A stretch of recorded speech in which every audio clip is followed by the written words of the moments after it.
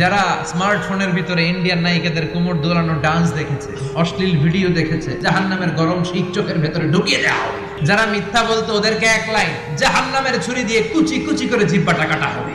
সেদিন জাহান্নামীদের চেহারা কুচকুচে কালো হয়ে যাবে। বাঁচার জন্য ওরা এদিক সেদিক ছুটতে চাইবে আর নিজের কপালে নিজে চাপড়াবে। কিচ্ছু করলাম না, কেন নামাজ পড়লাম না, কেন রোজা রাখলাম না, কেন ইসলামের বিরোধিতা করলাম, কেন টেন্ডারবাজি করলাম, কেন চাঁদাবাজি করলাম, কেন ধর্ষণে সেঞ্চুরি করলাম, কেন ঘুষ খাইলাম, কেন দুর্নীতি করলাম, কেন ইসলামের পক্ষের শক্তির উপর অত্যাচার চালালাম। আফসোস করবে, নিজের কপালে নিজে মারবে। জাহান্নামীর একটা করে ঢুকবে, উপরে এক বালতি করে গরম পানি, ওই গরম পানিতে পুরো গা পুরো দেহ ঝলসে যাবে।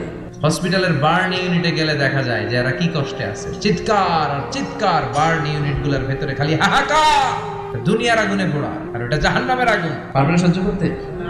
আল্লাহ জাহান্নাম থেকে তুমি আমাদের বাঁচাও।